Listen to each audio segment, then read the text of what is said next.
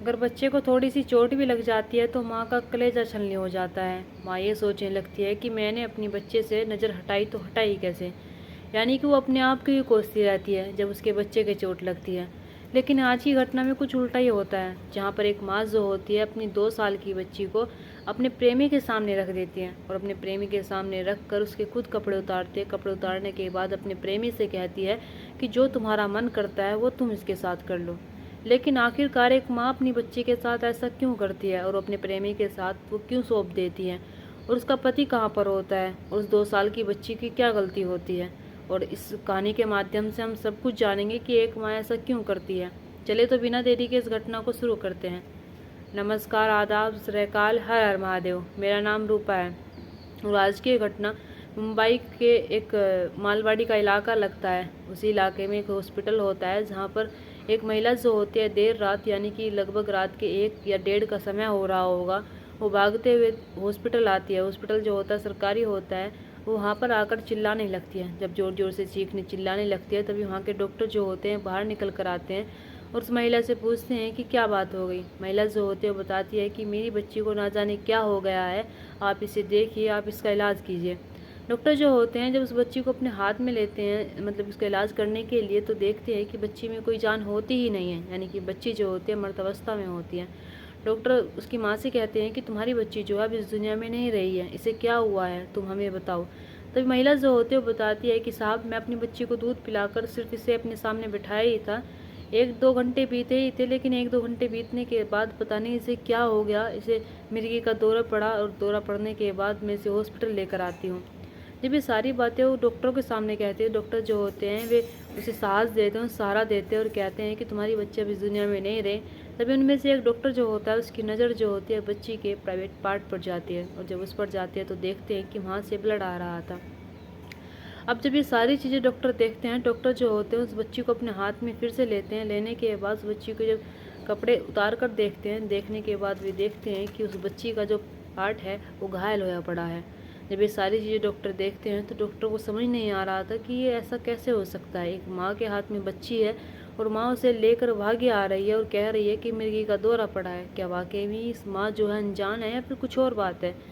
तभी डॉक्टर जो होते हैं पुलिस वालों को फ़ोन करते हैं। पुलिस वाले जो होते हैं मौके पर पहुंचते हैं। मौके पर पहुंचने के बाद उस बच्ची को देखते हैं और बच्ची का पोस्टमार्टम कराने की अनुमति दे देते हैं। इधर माँ जो होती है उससे पूछा जाता है कि तुम कहाँ थी, कहाँ नहीं थी। माँ जो होती है वही बात बताती है कि मैंने अपनी बच्ची को दूध पिलाया और 1-1.5 घंटे बाद मेरी बच्ची को मिर्गी का दौरा पड़ा और मैं उसे तुरंत लेकर हॉस्पिटल लेकर आती हूँ।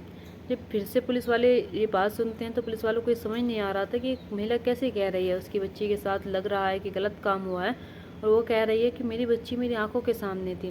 पुलिस वाले जो होते हैं फिर से उससे पूछते हैं कि कहीं तुम बाहर तो नहीं थी या फिर इससे अलग तो नहीं थी, हमें एक एक बात बताओ। लेकिन माँ जो होती है एक बात पर रट्टा लगा कर बैठ जाती है। अब पुलिस वाले जो होते हैं जैसे इसकी पोस्टमार्टम कराया जाता है तो इधर डॉक्टर जो होते हैं वे पहले ही घोषित कर देते हैं कि इस बच्ची के साथ गलत काम हुआ है।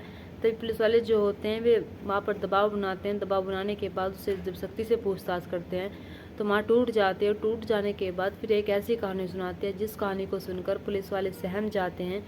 और वाकई में ही उस बच्ची के साथ इतना गलत कैसे हो सकता है, पुलिस वालों को समझ नहीं आ रहा था कि एक माँ ऐसा कैसे कर सकती है।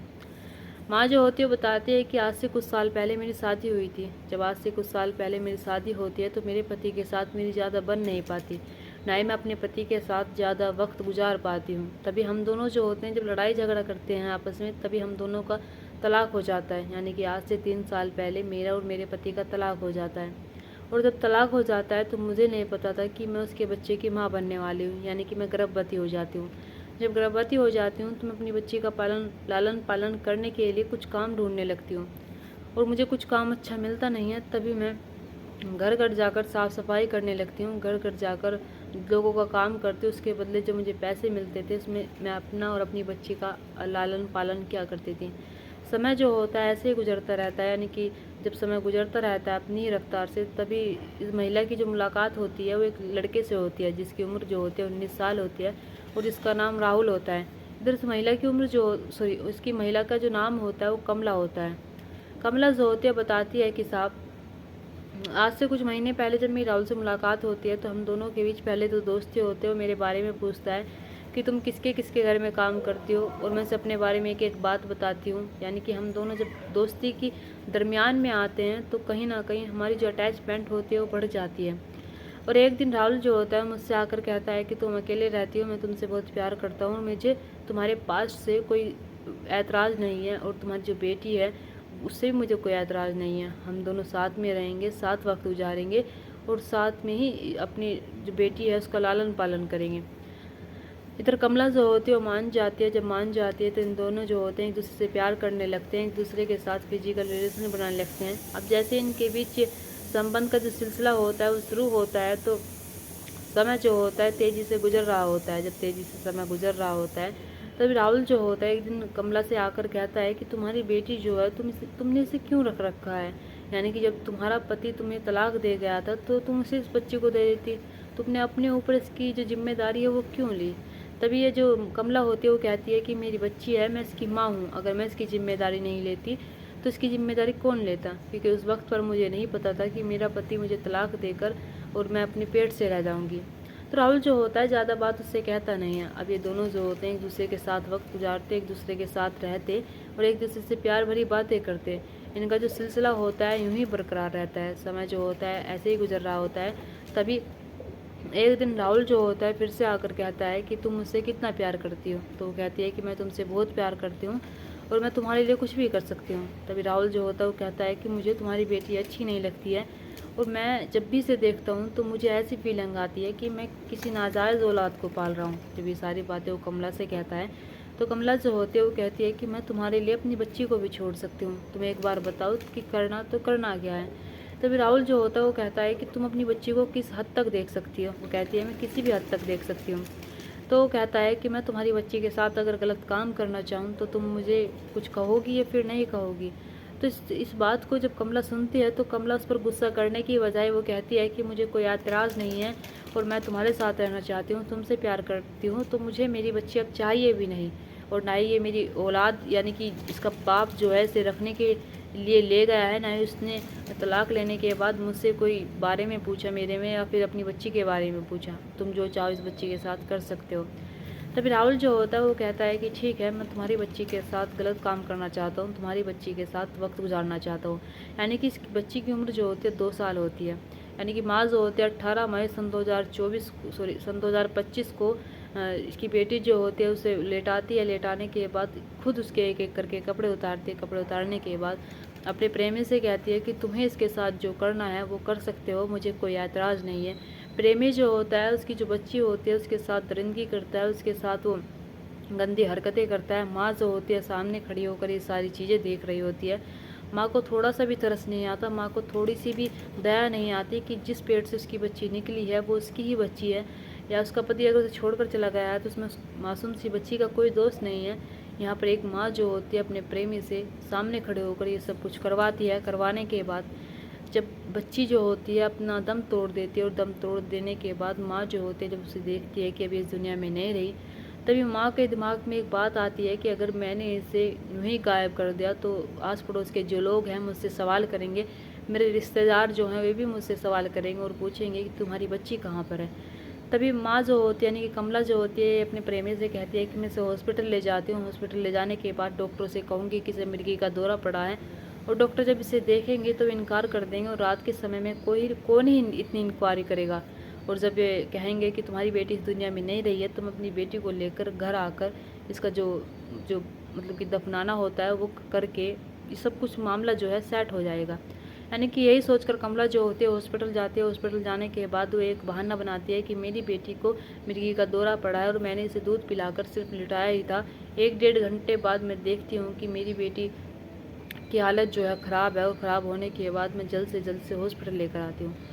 पुलिस वाले जब उसकी बात सुनते हैं तो पुलिस वालों को यकीन नहीं होता है कि एक माँ अपनी बेटी के साथ ऐसा कैसे कर सकती है। इधर पोस्टमार्टम रिपोर्ट आती है जब उस बच्ची की, तो बताया जाता है कि उस बच्ची का जो दर्द होता है वो बहुत ही ज़्यादा हो जाता है। यानी कि जो उसे एक शौक लगता है, और शौक ऐसा लगता है कि हद से ज़्यादा दर्द होने पे उस बच्ची की तो हो जाती है।